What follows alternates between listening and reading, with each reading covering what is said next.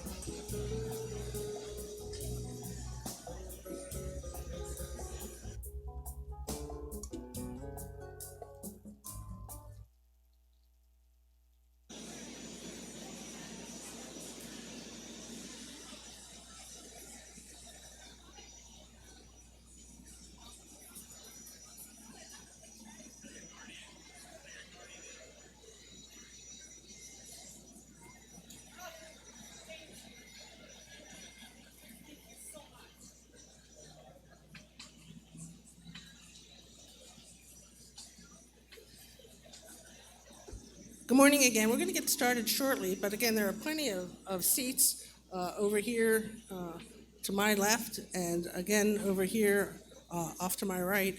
And we'd love for you to get seated and get comfortable. The program is going to take about 45 minutes. Thank you.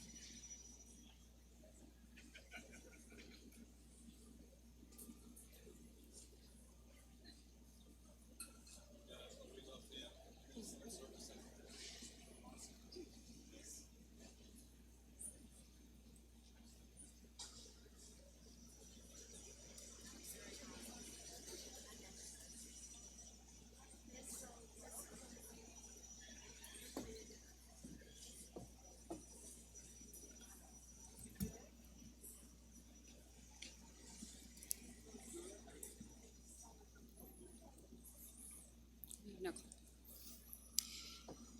Good morning. Thank you all for taking time to join us here today to recognize and commemorate September 11th, 2001, and the importance it has had for our nation and for our homeland security.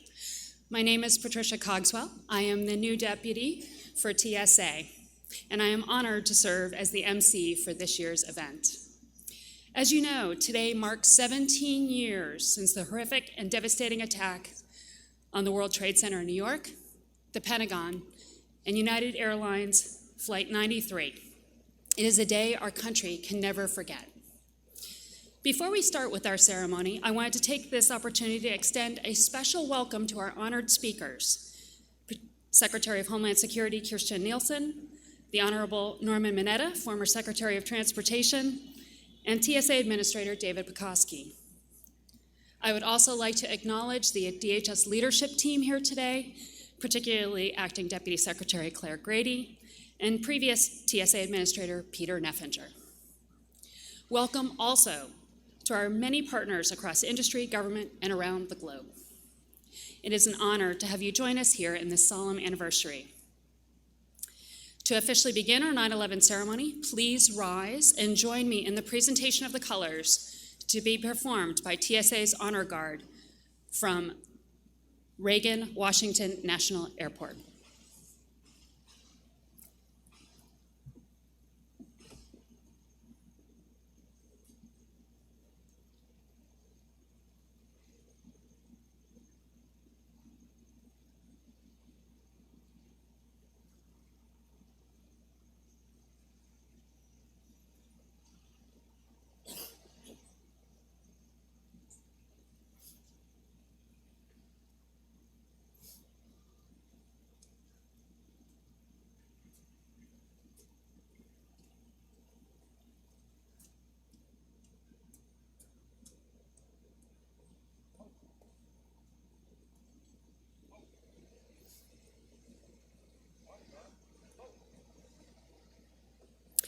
Now I will ask Tabitha Massenberg, a security assistant with TSA's Office of Intelligence and Analysis, to sing the national anthem.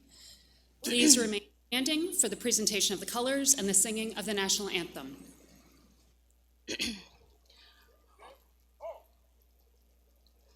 Oh, say, can you see by the dawn's early light what so proudly we hailed at the twilight's last gleaming, whose broad stripes and bright stars through the perilous fight o'er the ramparts we watch were so gallantly streaming, and the rockets' red glare, the bombs bursting in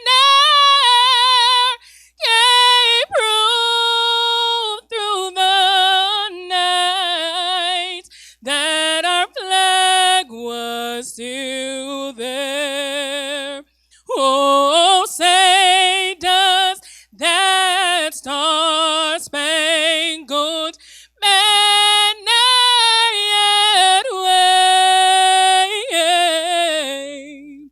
o'er the land of the free and the home of the brave?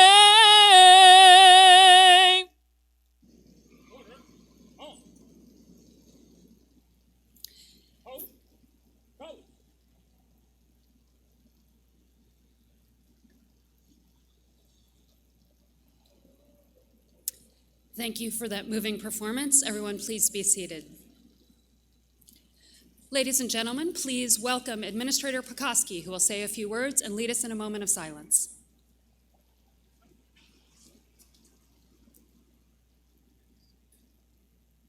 Thank you, Patty, and welcome everyone. I'd also like to thank Tabitha for that beautiful rendition of the national anthem. Tabitha is one of our dedicated employees at the Freedom Center, and I am always, as the administrator, so proud of the many facets and talents of our employees.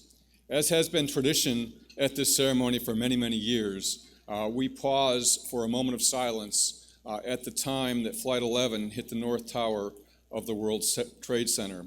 And so now I ask each and every one of you to please stand and join me in taking a moment in respect and reflection to honor those who we lost 17 years ago, those we have lost since in the war against terrorism, and appreciation for the men and women who continue to watch over us and guard our freedom in this country and around the globe.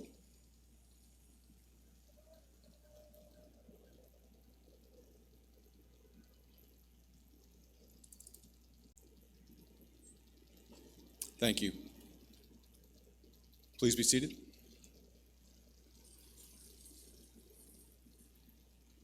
I join with Deputy Administrator Cogswell and the entire senior leadership at TSA in welcoming you to this very special ceremony. It is a true privilege to have our Secretary, Kirsten Nielsen, joining us today. She was an early leader in TSA and now is the leader of our department with a clear and tireless focus on the men and women of the Department of Homeland Security. It is also a true honor to have Secretary Norma Mineta, TSA's first secretary, here today. Secretary Mineta is the person who laid the cornerstone for our agency and has inspired me for decades, and I know literally millions of other people, and whose presence further inspires us this morning. I want to recognize Del Hart and Chris Howard as well. Chris Howard is a firefighter for FDNY. His father, George Howard, courageously gave his life as a former Port Authority police officer and volunteer firefighter responding to the call of service on 9/11. Del is one of our canine handlers at Indianapolis International Airport. His canine is named after George Howard. So Del, if you could please stand, please, and let us recognize you and your companion.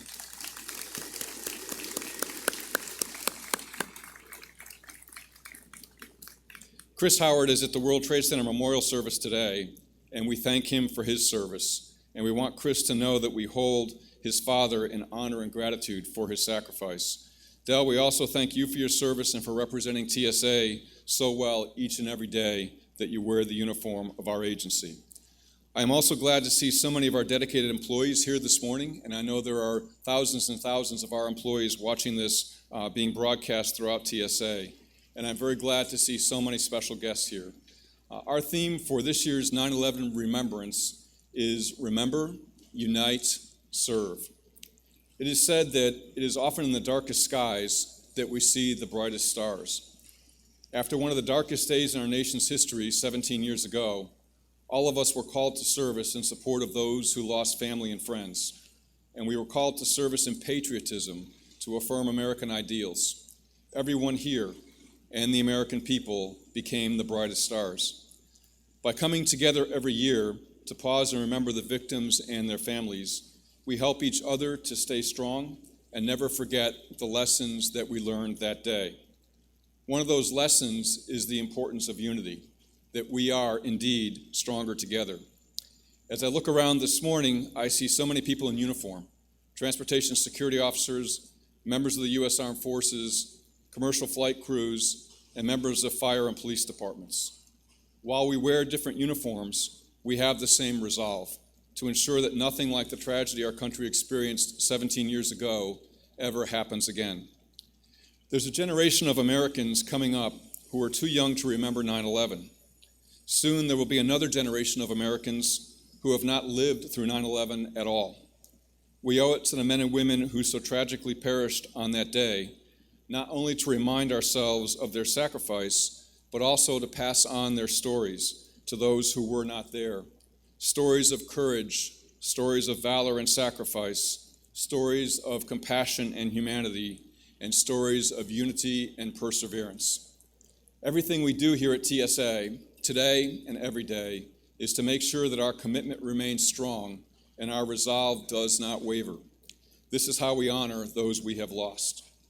Since our inception, TSA has lived by the motto, not on my watch. This has served as a powerful call to action for the Transportation Security Administration. But we know that we are stronger together. So today I ask each and every one of you, whether you are a TSA or DHS employee, a veteran, an active duty member of the U.S. military, an industry partner, a law enforcement officer, a first responder, or a private citizen, to join me in adopting and embracing a new creed, not on our watch. Thank you very much.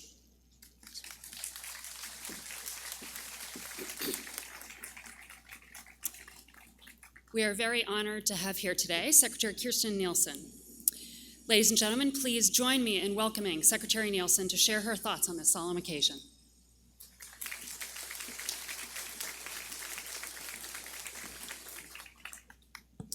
Well, good morning, everyone.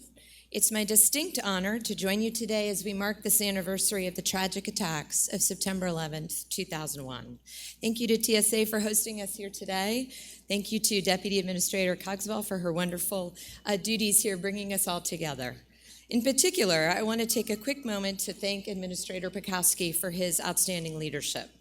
During his tenure and in response to threat intelligence, TSA has put in place the most significant upgrades to aviation security in a decade. Today, every airport in the world with flights to the United States is implementing new seen and unseen measures to detect concealed explosives, guard against chemical weapons, identify insider threats, and identify suspicious behavior. International flights are now more secure than they have ever been.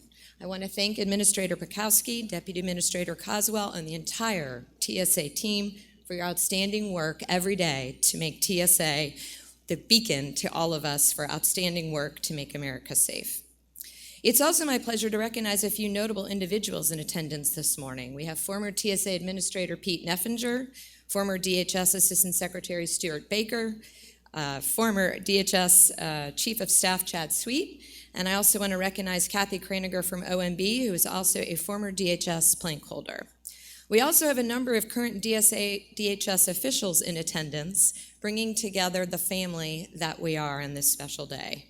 I'd like to recognize Acting Deputy Secretary Claire Grady, General Counsel John Mitnick, Undersecretary of NPPD Chris Krebs, Acting Undersecretary for S&T Bill Bryan, Commissioner of CBP Kevin McAleenan, Director of USCIS Francis Cisna, Deputy Undersecretary for Policy James McCammett, Assistant Secretary for CWMD Jim McDonald, Assistant Secretary for Partnership and Engagement John Hill, Deputy Administrator of FEMA Dan Kanuski, Chief of Staff of the Department Chad Wolf, and a trio of officials from ICE, including Acting Director Ron Vitello, Acting Deputy Director Matt Albans, and Chief of Staff Tom Blank.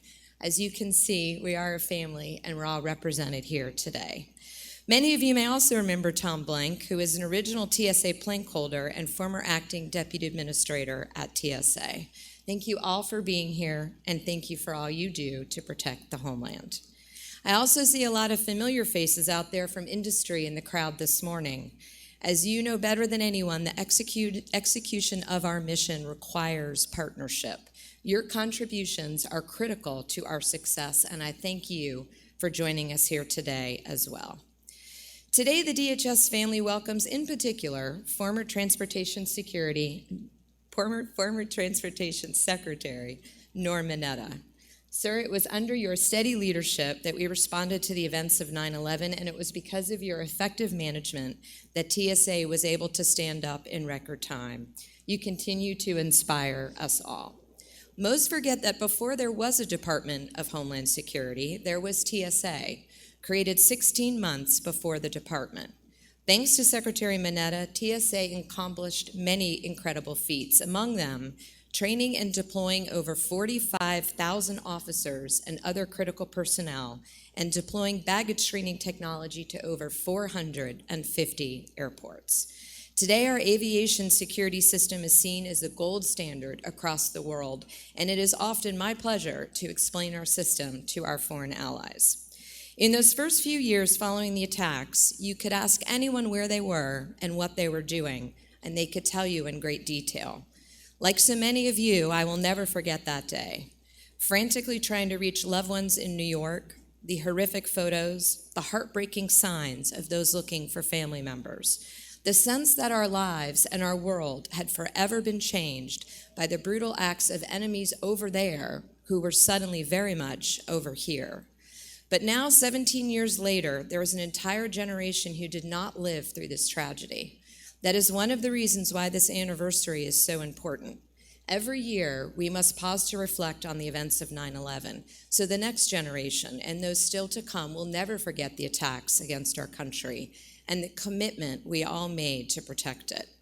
And we must remain ever on guard. As I've recently said, power vacuums are springing up across the globe and are quickly being filled by hostile nation states, terrorists, and transnational criminals. They all share a common goal. They want to disrupt our way of life. They seek to incite chaos, instability, and violence in our communities. But today, I choose to focus not on the actions of our enemies, but on the courage and resilience of the American people. Because through all the darkness, we saw resolute rays of light after that tragic day on 9/11. That morning, we saw first responders running towards burning buildings, and then in the days that followed, they traveled from all across the country to help with search and rescue operations. Individuals donated their time and money to survivors and families of the victims, lending a hand to those in mourning and those in need. And citizens waited in lines clear across blocks to give blood to those who needed it. In our darkest hour, we saw real heroism and we saw hope. Our rallying cry was marked not by anger, but by unified determination. United We Stand was written in sidewalk chalk, on bumper stickers, and in the hearts of all Americans who pledged not to be intimidated by evil. Born from that commitment and that relentless resilience was the Department of Homeland Security. In fact, it was the events of that day that inspired me to leave my job as a practicing attorney in Texas and return to Washington to serve my country. It was a calling I know that many of you share, a need to serve, a need to support efforts to ensure that this would never happen again. So in 2002, I joined many of you here today and took a job at TSA. In the days, months, and years after 9/11, the hours were long and the scrutiny was intense, but the sense of service was strong. We are now many years from that pivotal moment that gave us a permanent mission, but we will not let time nor space dull our memories or weaken our resolve. Today, we honor those we lost, we thank those who serve, and we remind each other what we protect and what we fight to protect. No terrorist movement, no force of evil can ever erase what our nation stands for or undermine our way of life. The cause of liberty is not just written into our founding documents. It is cast like a beacon, a sunbeam across the pages of history, serving as a guiding light to all who seek human dignity and freedom. And you all here today play a very vital role in promoting that cause through your service and your example. It's incredible to look back and recognize all that we have accomplished since that day on 9/11, and it is because of the vigilance and dedication of TSA employees that our skies are safer. It is because of the courage and commitment of the over 240,000 DHS employees across the country that America is more secure. I am forever proud of the men and women of DHS who go to work every day to fulfill the promise we made after 9/11. As DHS Secretary, I will continue to do all I can to support your unwavering efforts. And as an American, I thank you from the bottom of my heart. You and your families who serve as you serve have my deepest respect and gratitude. Today, we recommit ourselves to our mission. With honor and integrity, we will safeguard the American people, our homeland, and our values. God bless you, your families, and God bless the United States of America. Thank you.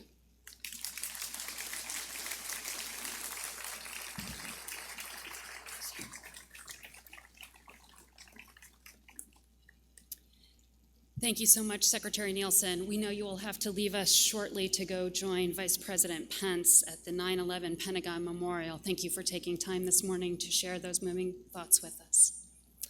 At this time, I would like to introduce the Honorable Norman Mineta, As has been noted, he was our first secretary, serving as the Secretary of Transportation on 9/11/2001.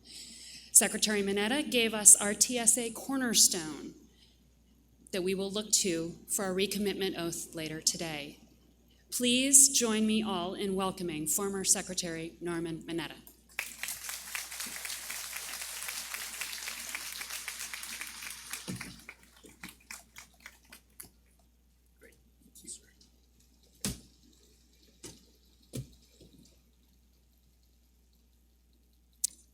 Thank you very much, Deputy Administrator Cogswell.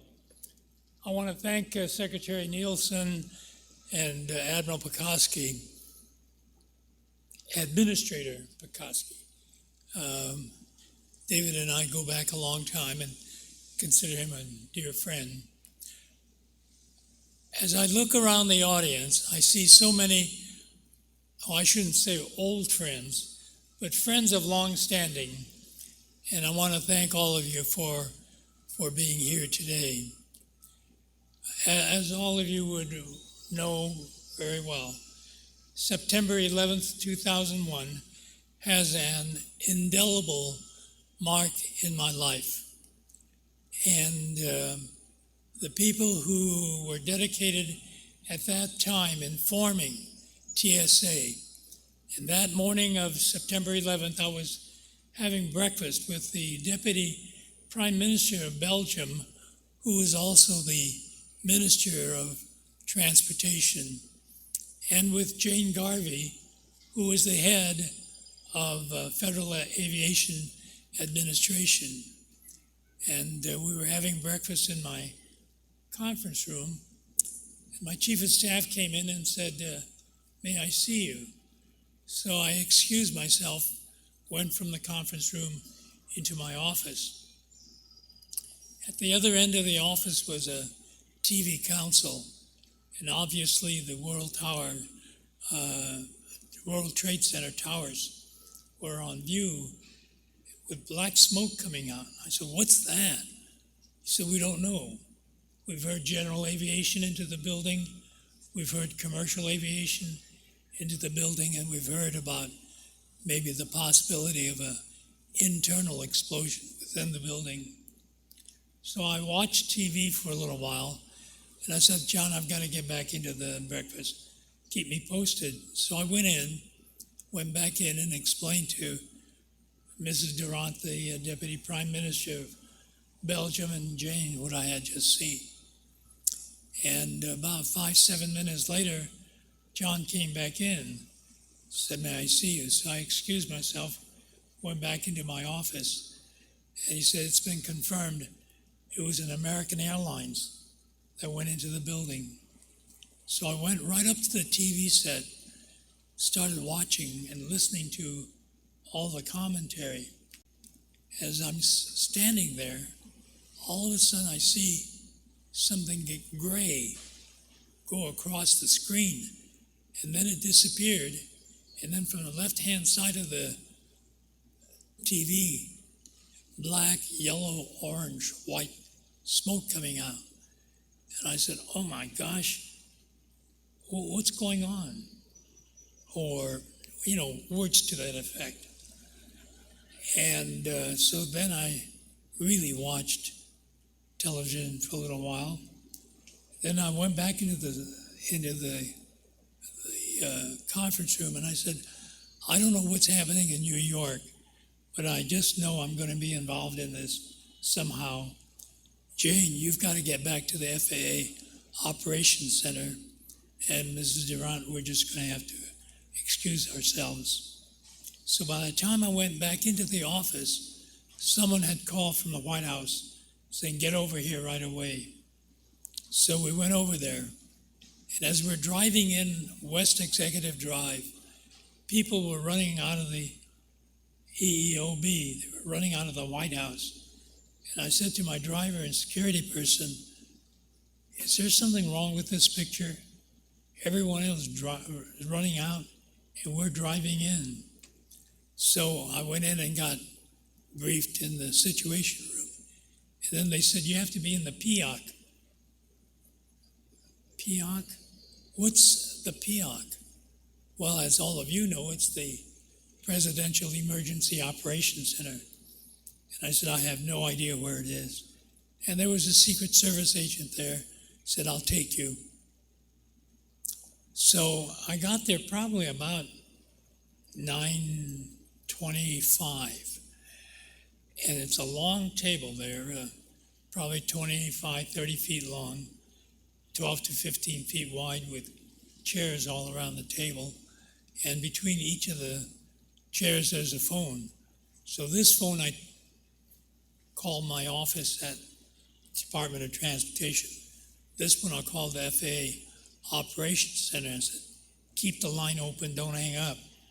So I sat there from roughly 9:30, let's say, until about 5 o'clock that evening, trying to keep things running.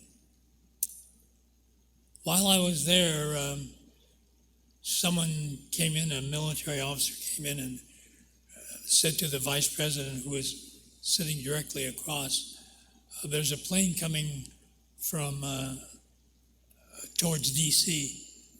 So I said to Monty Belger, who was the number 2, he was the deputy administrator of the FAA, I said, Monty, what do you have on radar, a plane coming towards DC? He said, well, we have one plane that's unidentified, and all we're doing is following the blips because the transponder has been turned off.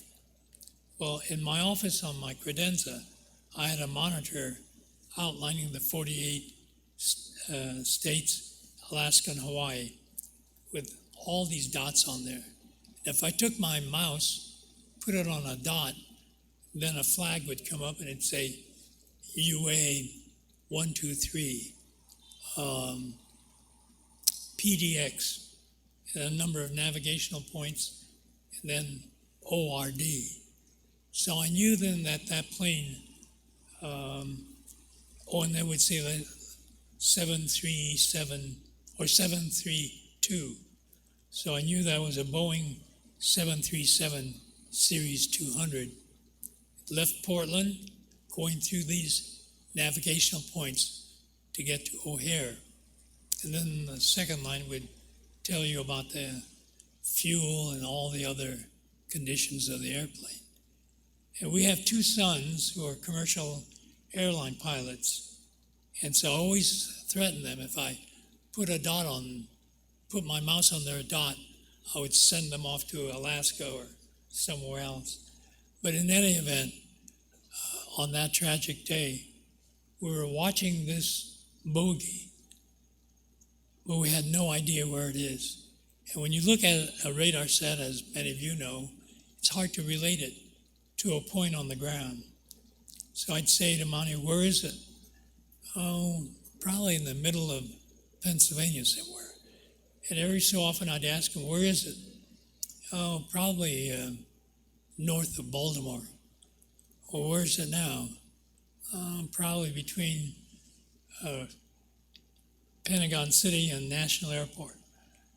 Where is it now? Oops, we just lost the bogey.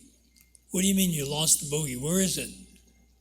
Well, it's somewhere between Pentagon City and National Airport. And then someone broke into the phone and said, Mr. Secretary, we just got a call from an Arlington police officer who saw an American Airlines go into the Pentagon. And I said to Bonnie, that is the 3rd commercial airliner used as a missile within the last hour and a half. The military has something called a stand down. I said, Monty, we're going to do our own stand down. We're going to have to bring all the planes down and find out what the heck's going on. So at that point, we had 6,438 planes in the air. And in 2 hours and 20 minutes, all those planes were on the ground safely without incident. Now, the people, of course, on those airplanes were at airports that they were not intending to fly into. But in any event, from that point on, the skies over the United States of America were clear of any airplanes ever since the Wright brothers flew their 120 feet. At that point, we had people who were now starting to put together what we thought of as Transportation Security Administration. And we had a lot of dedicated people who helped put that together, working really just about 24 hours, 7 days a week in order to put that together. On November 16th, the TSA legislation was signed into law by President George W. Bush, and it gave us a number of designated dates to accomplish things. And the first one that was coming up was going to be on, I believe, was something like the 23rd of November. And I said that there were 24 mandates in that legislation about what we were supposed to be doing. And I said there's a 25th mandate, and that's the Mineta mandate that says we're going to meet all 24 of those mandates. By the 1st of November 2012, we have met all of those, including getting to all of the 429 then commercial airports with TSA personnel and equipment. December 31 was the last mandate, and that was that by that date, all commercial airports had to have some kind of electronic device for detecting explosives. And I think we gave something like 4 exemptions. For instance, like to Seattle, SeaTac was doing a great deal of construction work, and they wanted to put their equipment in line so they would not be able to make the December 31 date. And I believe there were maybe 5 or 6 others that we had to give exemptions to. But here we stood up at that point what the law required. And to this day, I'm eternally grateful to those who were there at that time and to all of you who are here today who were part of that initial operation. I remember when we were trying to look at the airports and how do we line people up. We really had no knowledge about how to line people up. And I called a friend of mine at Disney and said, you guys are used to lining people up. Could you help us out? And they sent us 3 people to look at the airports and figure out how to line people up. Because, they always keep you moving, and you don't feel like you're standing in line. So Disney sent us 3 people on their own dime, and on the 3rd day, the lead person came to me and said, Secretary, once you've seen one airport, you've seen one airport. Because they couldn't take the cookie-cutter approach and apply it to Dallas, Chicago, Resume Speed, Iowa, and they had to change it for all 429 commercial airports. And they ended up sending us 11 people to help us take care of this whole idea of how to line up people at 429 airports. And as all of you know, we had this rapid rise of these dedicated people starting as new employees. And I called Bill Marriott, said, Bill, you have a tremendous customer service program at your hotel chain. And I'm wondering if you would be willing to help train our people all across the country on customer service. And they did. And that's why to this day, TSA is so instilled with this kind of dedication that Secretary Nielsen and Administrator Pekoski just spoke about. People who work doing things to protect our great country. And so I am, as I said earlier, eternally grateful to all of you, as well as those who started with us in 2011, for the tremendous service that you have rendered. December 7th, 1941 had been the previous tragedy that impaled our country. And yet on September 11th, 2001 is when there was a greater number of casualties on that day than on December 7th. And that's why I wanted to put on the ticket not just TSA fee. I want to put on there 9/1/11 fee, just to remind everybody as to why we were doing all these things. And through the dedicated efforts of all of you, you have proven that what was outlined and what everyone has conscientiously done over that time period, we have not had one major tragedy since then. End of December, we had to have everybody start taking their shoes off.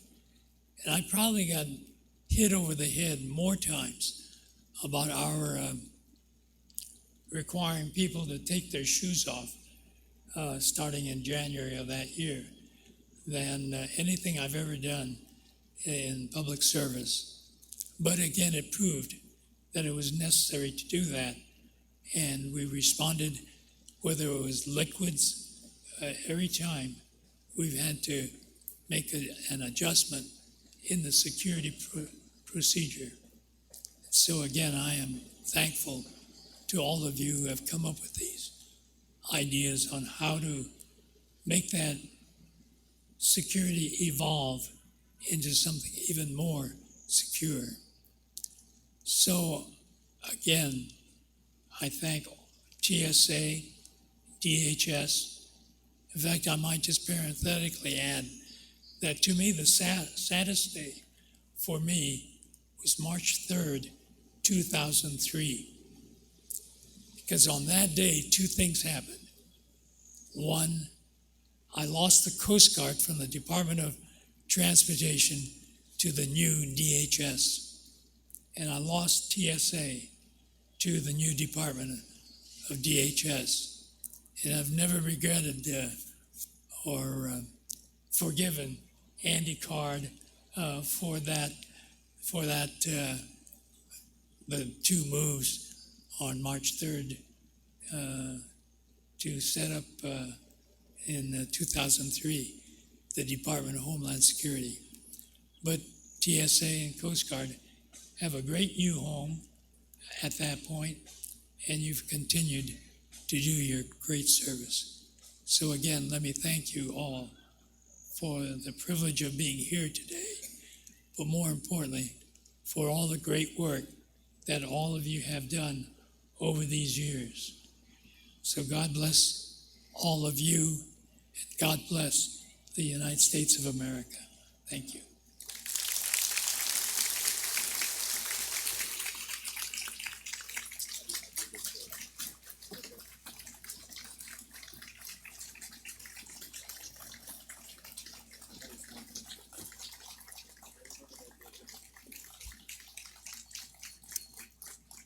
Thank you so much to Secretary Mineta for your remarks and for your service, sir. As has been noted several times, for many of us sitting here, it is easy, if not and absolutely, frankly, impossible to forget where we were, what we were doing, when we heard about or saw on the TV the events of 9/11. As they do each year, our TSA Public Affairs Office has memorialized the experience of one of our colleagues on film. Please direct your attention to the video monitors.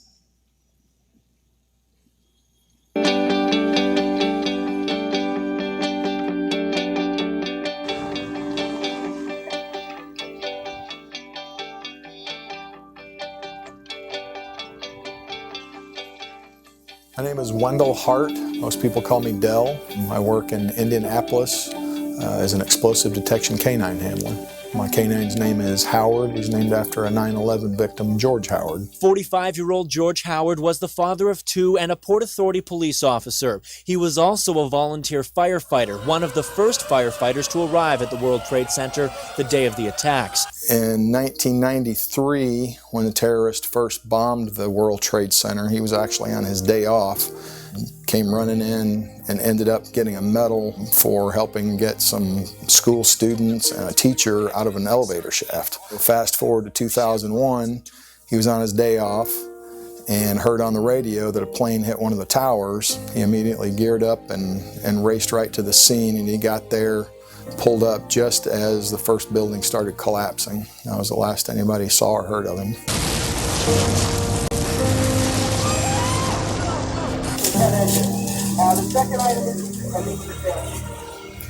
When I found out Howard was named after a 9/11 hero, I was very excited. I think it's very cool that he can carry on the legacy of a hero and, I don't know, doing a hero's work, really. Some will carry memories of a face and a voice gone forever. And I will carry this. It is the police shield of a man named George Howard, who died at the World Trade Center trying to save others. It was given to me by his mom, Arlene, as a proud memorial to her son. It is my reminder of lives that ended and a task that does not end. Dell's very dedicated to the TSA mission. He's always been up front and leading and a good example. I'm flying out to New York City to meet with Chris Howard, which is George Howard's son, who's a New York City firefighter. He's going to be able to meet with the family and let them know we're carrying on Mr. Howard's legacy here in Indianapolis.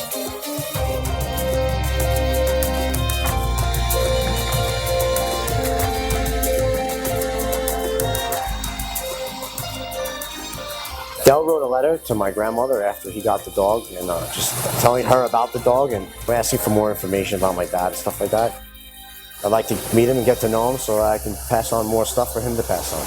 My dad was a Washington, D.C. fireman early in his life for 3 or 4 years. He moved down there, became a fireman. But he always loved New York, so he came up here, became a cop. Through the years, I met all his friends who were New York City firemen, and they always loved their job. They always talked about it. He always told me how great of a job it was. Showed up, I took the test, and I've never looked back.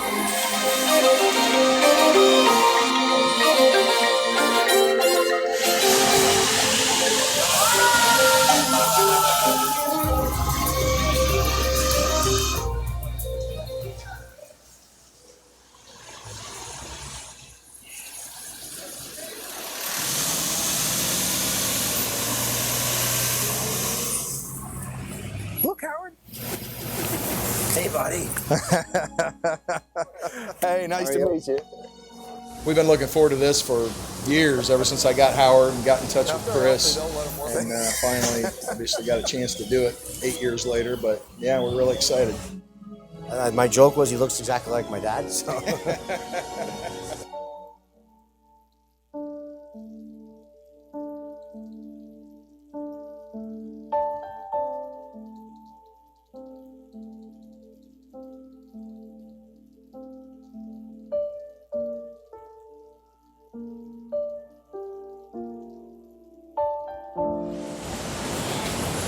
So that's my dad's gun holster that he had on his hip. It was a tactical holster. And then that was the wallet that was in his pocket. I want him to be remembered for his dedication to duty, that he showed up when he didn't have to.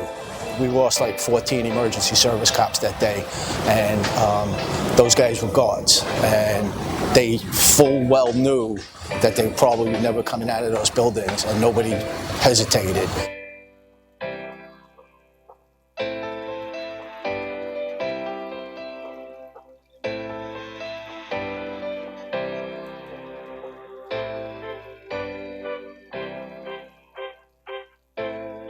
We got this dog here, and he's an awesome dog, and he had a lot of fun at the firehouse yesterday, so... We had a blast.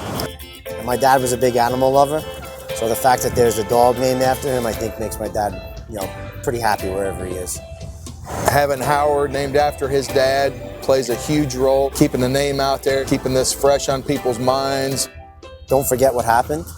You can never forget what happened. They're waiting for us to be weak for a minute, and we can't afford to do that. My name is Del Hart. I'm an explosive detection canine handler at Indianapolis International Airport.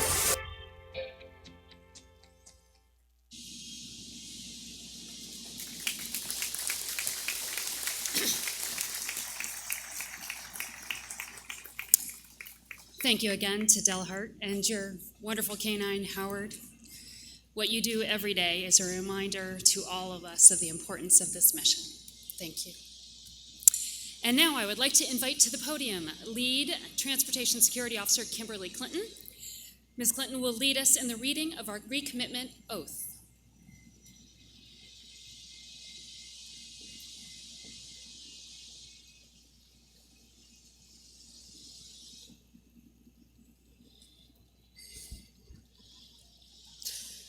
Forged on an anvil of cruel necessity and blood shed innocently, TSA was built urgently in a time of war to preserve peace.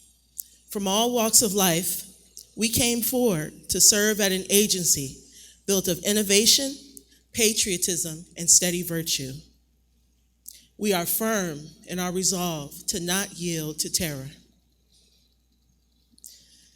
Driven by a noble and critical mission, I proudly serve with integrity and professionalism to protect my family, my community, and fellow citizens. Today, I recommit myself to my role in safeguarding my country and reaffirm my promise to the American people, not on our watch. Thank you.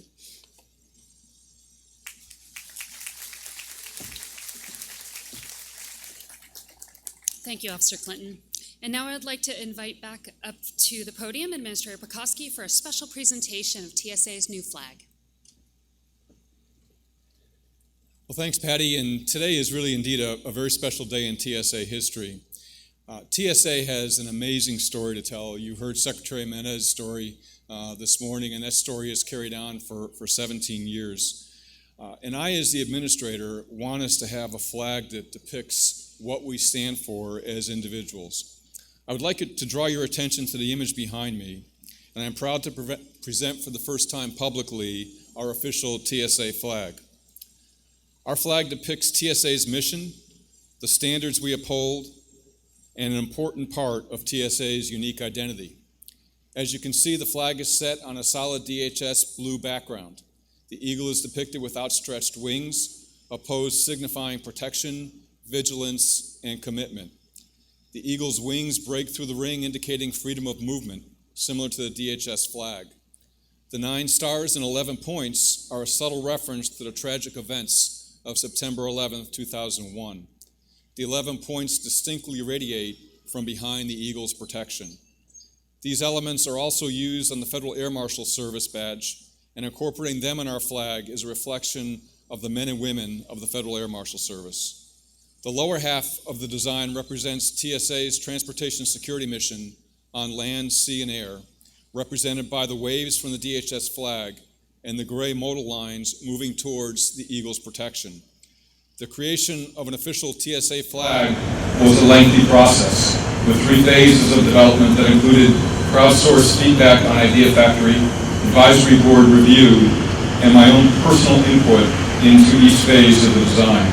And I'd like to thank everyone who had a role in this process, especially the teams of designers.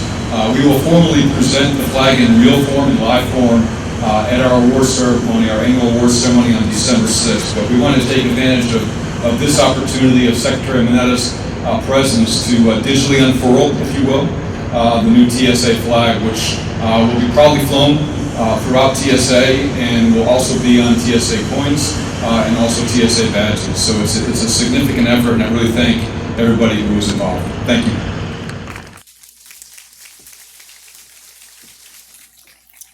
And now, Tabitha Massenberg will join us again to lead us in the singing of God Bless America. Please join in.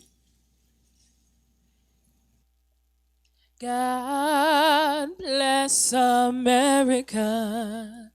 land that I love. Stand beside her and guide her through the night with the light from above.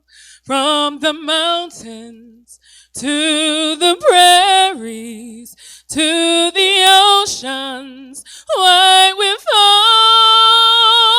God bless America, my home sweet in home. God bless America, my home sweet home.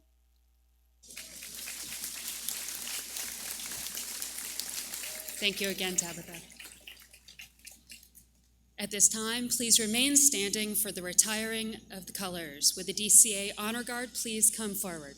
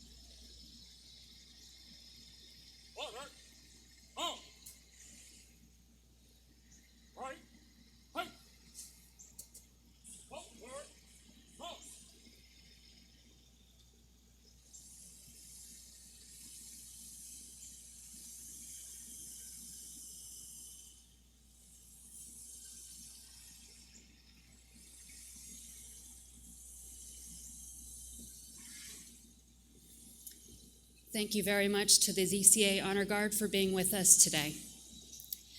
I hope this ceremony, please be seated. I hope this ceremony has helped us all reflect on the importance of our mission and the work that we do each and every day at TSA and across the transportation and Homeland Security community. I would like to thank Secretary of Homeland Security Nielsen, Acting Deputy Secretary Grady, the Honorable Norm Mineta, for being here with us today, as well as our many, many valued partners and friends here with us. Thank you. That concludes our ceremony.